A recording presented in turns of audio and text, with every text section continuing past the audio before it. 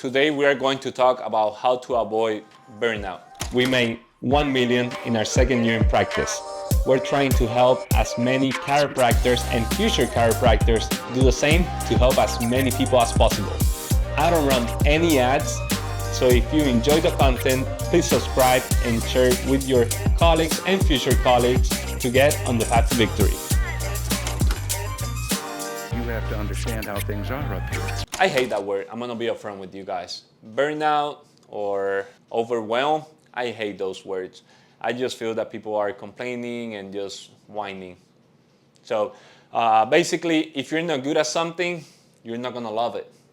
So that's what is going on right now. If you are burned out as a business owner, it means you suck as a business owner. And nothing wrong with that. Not everyone could be a business owner. Every business needs some staff, so you probably are a good staff.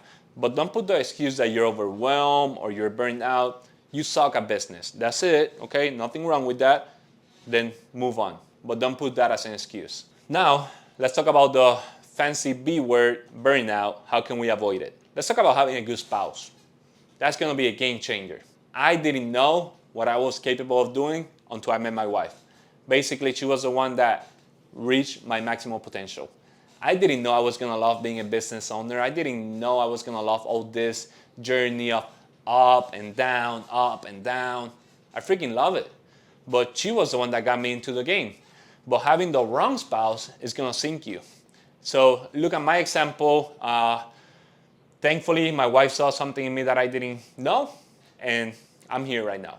On the same side, my sister-in-law, she's a chiropractor, business owner by herself, and her spouse is on medical school. He's been super supportive, like super supportive, so her office is just growing. On the opposite, I had this friend not too far from us, and his wife is not super supportive. He owns a business, he owns a chiropractic office, and she has a 9-to-5 job. If the daughter is sick, he needs to close the office, he needs to cancel all his patients to take care of his daughter, while she could just call in sick to the 9-to-5, stay with her daughter, and that way he could run the office. So she's not being supportive about that. She's basically being selfish. There's a lot of people that need the husband to take care of them, but she's being super selfish and just cancel all your patients, you're gonna stay with our daughter today, while she's on a 9-to-5. So there you have two different spectrums there, one supportive, one not supportive. Just make sure you have the supportive spouse. If you're single, just make sure whenever you meet someone, go over your goals. If not, it's gonna be pretty bad to come out of that hole. So thankfully, I have the correct spouse. She's supporting me in all my adventures. Right now, we own 2 businesses, and I'm loving it. Another way of avoiding burnout in chiropractic office and in other businesses is your office hours. How many hours do you have to be on the office versus how many hours you have to be out of the office but working on the business, not in the business? So we started Monday to Friday, basically every day, full day, working. We say, hey, we're not gonna keep this going on. It's not sustainable. So we decided to close on Fridays and then work just Tuesday afternoon, 2 hours. And ever since we changed that, it's been amazing. But there was still something off. Like I didn't know when to work in the business or on the business. So what I decided is I'm gonna take a shift off and I'm gonna work on the business that day, and I'm gonna work on the business on Fridays. That way I'm not seeing patients, and let's suppose I have 10-15 minutes between patients.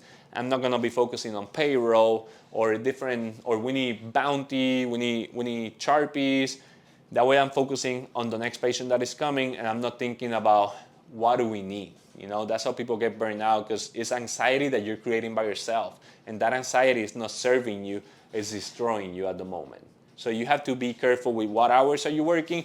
If you're the business owner, you can make your own hours, you know? And if you're a CA or a staff, just talk to the doctor. Right now, our associate, she wants to work on Fridays. She wants to have her own hours. So we open on Fridays, Monday to Fridays now. What happened? We talked to her. She didn't ask us at all, but I know what was gonna happen. We talked to her and say, hey, we need to avoid burnout. You know I hate that word. All my staff knows I hate that word, but we're gonna avoid it. What do you think if we give you Wednesday mornings? What day would you like off? What shift? And she's like, oh, I would like Wednesday mornings off. That's the day that I feel tired. That way I could come back and recharge. You have Wednesday mornings off. That doesn't happen often, and that's why a lot of associates get burned out and have a bad taste of associating. So just be honest with your doctor and talk to them. Right now she has the Wednesday morning off, and hopefully eventually we could give her another shift off. That way everyone is happy and excited to come to the office. Now, how to work on the office.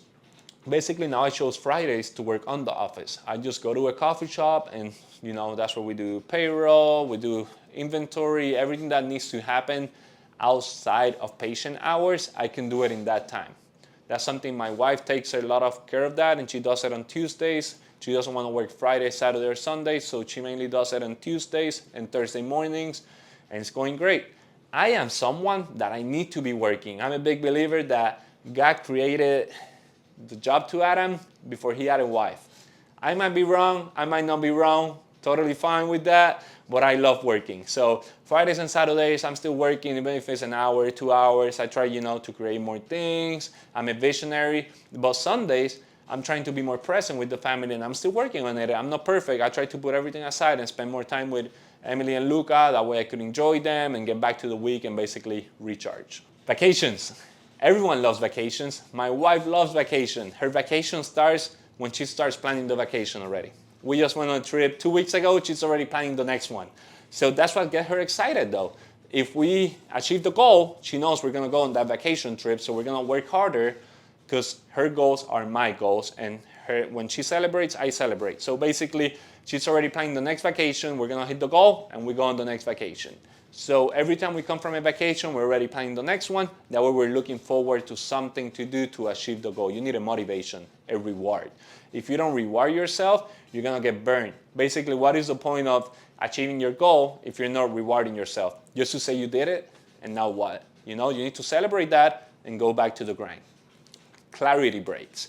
This is something I do as well on Fridays. I try to do it. I try to do it twice a week. Basically, I just sit down with a notebook, or if it's my phone, I put on airplane mode and just close my eyes and relax. And whatever imagination comes to my brain, I just write it. And that's when everything comes to existence, basically. How I told you, I'm a visionary, so all my ideas come on the clarity breaks. I write them up, and then once I'm out of the clarity break, I write, how can we get to that point? How can we make this happen, basically? I already have the goal where I want to be. It's now creating the highway to lead me to that goal. Another one is routine and meal prepping. You don't want to leave the office and you don't have anything to eat and just eat outside every day. So just prepare on the weekends. If you don't prepare for success, you're preparing for failure. When I started with Emily, we went to this chiropractor close to the school that we work because he was having a talk for students. I didn't know who was here, what was he talking about, but Emily said, I'm going. I'm like, oh, I want to spend time with you. I'm going to go. We got there, and nothing wrong. I'm going to choose straight. I'm not going to sugarcoat this. If you get offended, I'm so sorry. But this chiropractor was super overweight, and he was talking about nutrition. It's like, bro, I'm not going to listen to you about nutrition. Look at yourself right now. So I just literally crossed my arms, and he called me out. Why do you have your arms crossed? I didn't want to be disrespectful and say, dude, because you don't know anything about nutrition, and you're talking about nutrition. I just smile and hang out over there.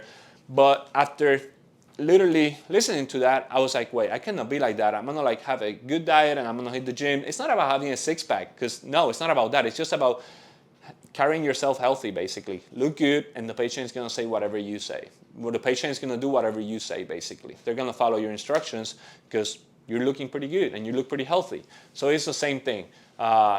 Preach what you do. And the most important thing is know when to shut the business off.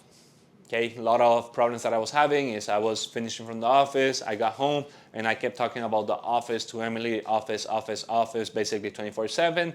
And we talked about it and we said, hey, we need to hold this off. Let's put a stop sign here. The office is on the office. When we get to the house, it's the house.